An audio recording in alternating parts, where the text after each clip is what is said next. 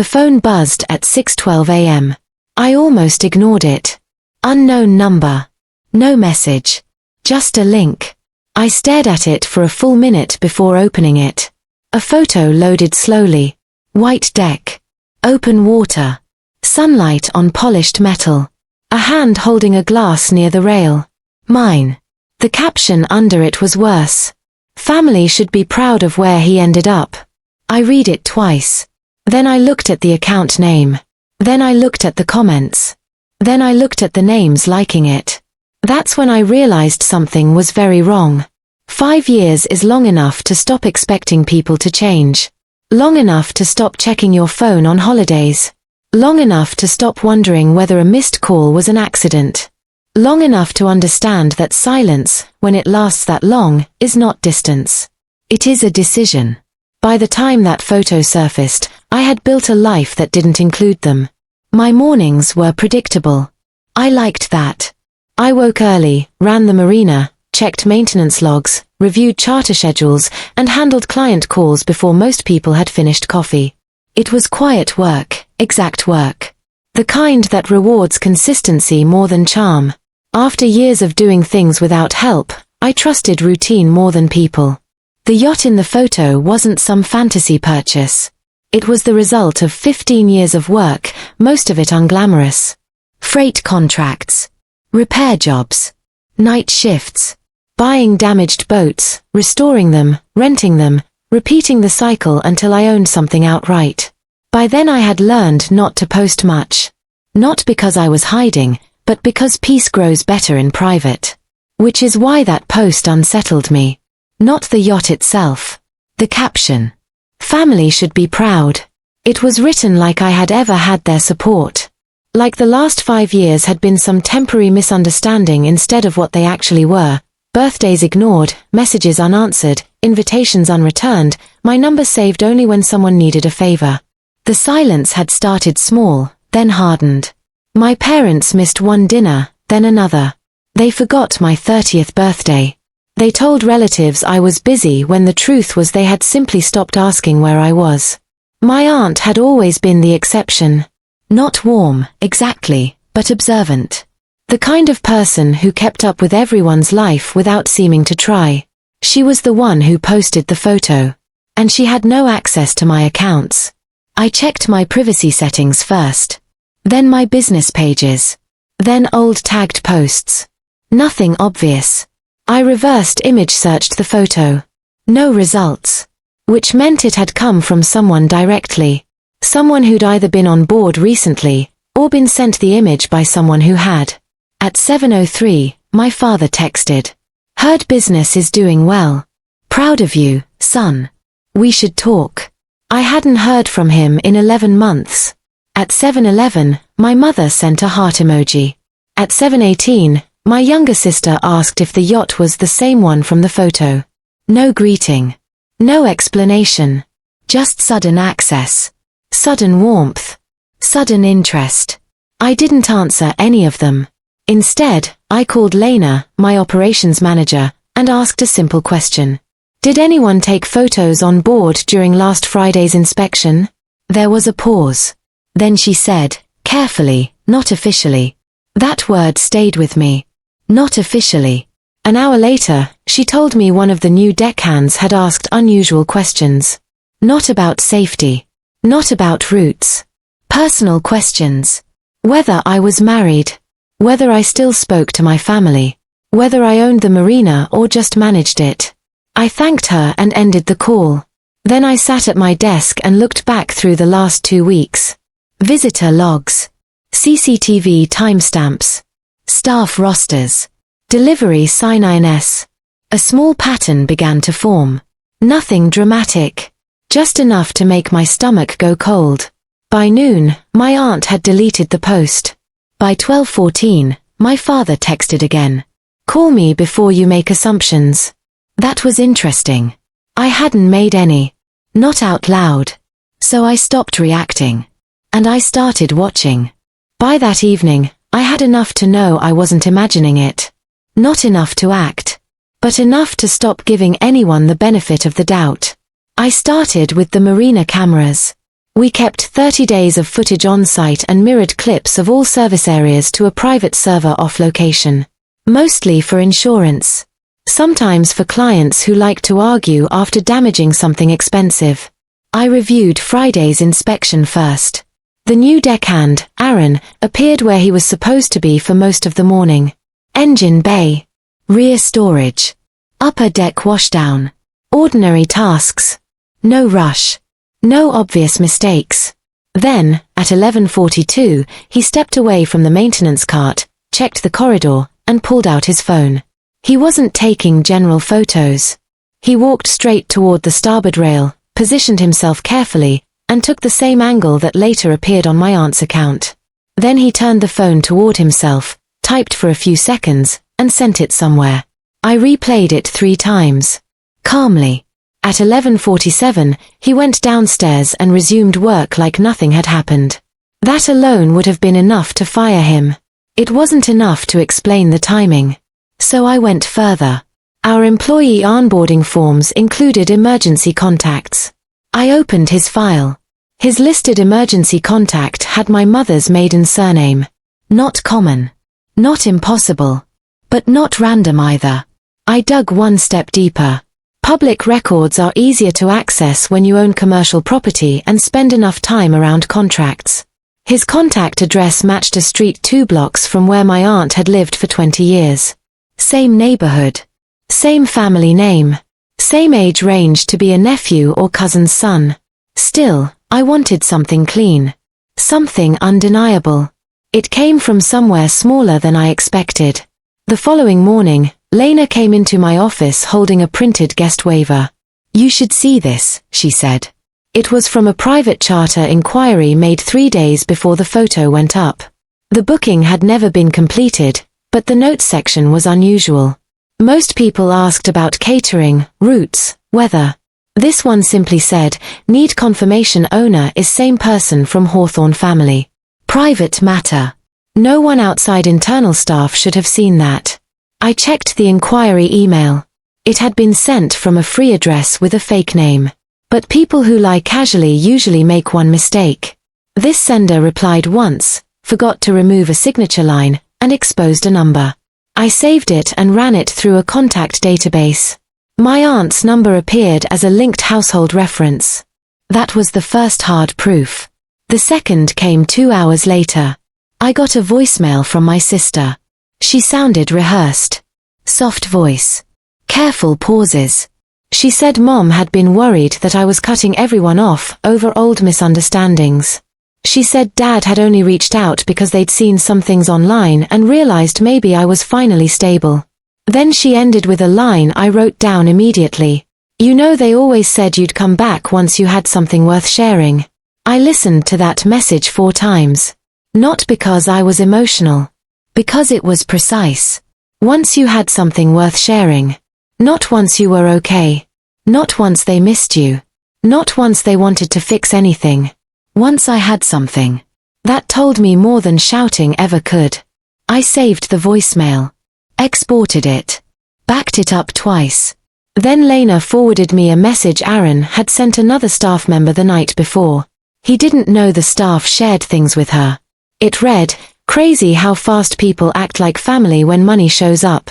Aunt was right." There it was. No argument. No theory. No guessing. A planted employee. A relative's post. My parents' sudden return. My sister testing language before they made a move. They had not rediscovered me. They had located an asset. I didn't call anyone. I didn't answer the messages piling up on my phone. I sent Aaron's access badge for silent deactivation at the end of his shift. I instructed accounting to flag any unusual requests involving ownership documents, client lists, vessel registration, or next of kin updates. Then I called a lawyer I'd used once before during a property dispute and asked for the first available meeting. He said, "Is this about money or family?" I said, "Both." He told me to bring everything. Because by then, one thing was clear. Confronting them would have ruined everything. The lawyer's office overlooked a quiet stretch of the harbor. Glass walls. Minimal furniture. No decorations except framed certificates and a single shelf of maritime law books. It was the kind of place designed to keep conversations calm and precise. I arrived with a folder and a small external drive. Inside were copies of everything. The security footage. The voicemail. Aaron's employment file. The email inquiry. Screenshots of the post my aunt had deleted. Phone records showing the sudden wave of contact from people who had ignored me for half a decade. The lawyer, Daniel Mercer, watched the first video without interrupting. When it ended, he leaned back and folded his hands. "Do you want to confront them?" he asked, "or do you want to protect yourself?" "I want them to stop," I said. He nodded once. "Then we document everything." For the next hour we worked quietly. Every file was duplicated. One copy stayed with him. One copy went into encrypted storage. Another went to a secure legal archive used by his firm. He also recommended something I hadn't considered, placing an ownership protection notice on the marina and vessel registrations. It wouldn't stop people from asking questions, but it would stop anyone from trying to manipulate paperwork, pressure staff, or claim authority through family ties. Then he asked the most important question. "Do your parents believe they still have influence over your finances?" I thought about the voicemail again. Yes, they probably did. And that assumption was exactly what made the next step possible. 2 days later my father called again. This time I answered. He sounded relieved immediately, like the last 5 years had never happened. "Son," he said, "your mother and I were worried we lost you." I didn't argue. I didn't correct him. I simply listened while he spoke about family dinners, reconciliation, how proud they were that I had finally succeeded. He carefully avoided mentioning the yacht directly, but every sentence circled around the same idea. Opportunity. Near the end of the call, he suggested meeting in person. "Just to reconnect," he said. I told him that sounded reasonable. We set a date for the following Tuesday afternoon. After I hung up, I forwarded the call recording to Mercer. He replied with a short message. "Good. Let them come." In the days before the meeting, everything stayed quiet. My parents continued texting friendly messages. My sister asked casual questions about travel. My aunt pretended nothing unusual had happened. Aaron never returned to work after his badge stopped functioning. He sent one confused message to HR asking if the system was broken. Lena simply replied that his contract had ended early due to internal restructuring. He never responded again. Meanwhile, Mercer prepared something called a preemptive financial boundary notice. It was essentially a legal document confirming that no relative had access to my assets, accounts, or corporate holdings. It also documented any attempt to claim otherwise. Normally it just sat in a file. But if someone tried to pressure banks, staff, or partners, the document immediately activated a legal response. By Monday night, everything was ready. The meeting location was neutral. Not my office. Not my marina. Just a quiet restaurant overlooking the harbor. The kind of place where conversations stayed polite. Tuesday arrived clear and warm. I got there early and took a seat near the window. At 2:03, my parents walked in. They looked older. Smaller than I remembered. My mother hugged me carefully. My father shook my hand like we were business partners who hadn't met yet. For the first few minutes, we talked about ordinary things. Weather. Work. Health. They avoided mentioning the last 5 years entirely. Then my father leaned forward. "You've done well," he said. I nodded. He continued. "You know families support each other when success comes." I watched him carefully. Mercer had told me to say very little. So I did. My father took that silence as encouragement. He explained that the family had been going through temporary difficulties over the past few years. That communication had simply broken down. But now that everything was stable again, it was time to rebuild the connection. Then he mentioned something interesting. "Your sister is thinking about starting a business," he said. "And your mother's health insurance has gotten expensive." There it was. The real meeting. Not about reconciliation. About access. I reached into my bag and placed a single sealed envelope on the table. My father looked at it. "What's this?" "A document," I said. "About what?" "Boundaries." He laughed softly, like I had made a joke. But when he opened the envelope, the smile faded. Inside was Mercer's notice. Clear language. Legal wording. Signed copies already filed with banks, property registries, and corporate partners. A statement confirming that no family member had financial authority, representation rights, or claim to involvement in my assets or companies. My father read it slowly. My mother didn't speak. For the first time since they sat down, the table was silent. Outside the window, boats moved quietly across the water. I stood up. "Dinner is still on me," I said calmly. "But the rest is settled." They thought it was just another day. It wasn't. The silence at the table lasted longer than any argument could have. My father kept reading the document. Not once. 3 times. Every page was clear. Mercer believed in language that left very little room for interpretation. The notice explained that my companies were structured independently, that no family member had authority over accounts, vessels, properties, or staff. It also confirmed that any attempt to represent themselves as connected to those assets would be treated as misrepresentation. There was even a line referencing recent unauthorized activity connected to a former employee. Aaron. My father stopped at that paragraph. His eyes moved slowly across the words. When he finished, he placed the document back inside the envelope with unusual care. He didn't raise his voice. He didn't accuse me of anything. He just asked one question. "You hired a lawyer before speaking to us?" "Yes." Another long pause. My mother finally spoke, but not to argue. Her voice was quieter than I expected. "Why would you think we'd do something like this?" I didn't answer immediately. Because the truth wasn't emotional. It was simple. You already did. I slid my phone across the table. The screen showed a still image from the marina footage. Aaron standing at the rail, holding his phone, sending the photo that started everything. Under it was a screenshot of the message he'd sent the other employee. Crazy how fast people act like family when money shows up. Aunt was right. My father looked at it. Then he looked at my mother. Neither of them spoke. The weight of it didn't come from me explaining anything. It came from the fact that there was nothing left to explain. The evidence had already done that. For the first time that afternoon, my father leaned back in his chair and looked out the same window I had been watching earlier. Boats passed slowly across the harbor. People on the docks moved through their day like nothing unusual was happening. When he turned back to me, something had shifted. Not anger. Recognition. "You planned this," he said quietly. "No," I said. "I protected myself." He nodded slowly.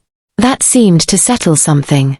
The conversation didn't explode after that. No shouting. No accusations. My parents didn't demand anything further. They finished their drinks in silence. A few minutes later my mother folded the document and placed it back on the table. "I suppose," she said carefully, "we deserved that." It was the closest thing to honesty I'd heard from them in years. We stood up shortly afterward. The goodbye was brief. No hugs this time. Just a quiet acknowledgement that the conversation had ended exactly where it needed to. They walked out together. I stayed for another 10 minutes, watching the harbor again. My phone buzzed once while I was still at the table. A message from Mercer. "Did the meeting stay calm?" I typed back. "Yes." Then he sent another message. "Good." The notices were delivered to their bank this afternoon as well. Just in case they try anything. That had been the final layer of protection. Not punishment. Just certainty. When I left the restaurant, the air outside had cooled slightly. Evening boats were returning to the docks, and the marina lights were beginning to reflect on the water. I drove back slowly. When I reached the marina, everything looked exactly the way it had that morning. Staff finishing their shifts. Maintenance crews locking storage doors.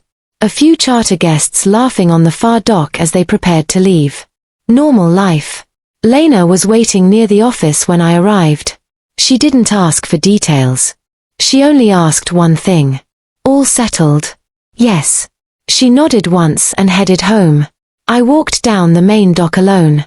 The yacht from the photo was still there, quiet against the water. No cameras. No strangers. No one trying to turn it into something else. Just a boat. A result of years of quiet work. My phone buzzed again. This time it was a message from my father. Not an apology. Not an argument. Just a single sentence. We understand. I didn't respond. Not because I was angry. Because there was nothing left to say. By the time I finished checking the dock lines and headed back toward the office, the marina had gone still. No voices. No engines. Just the slow movement of water against the hulls. That night, everything was quiet.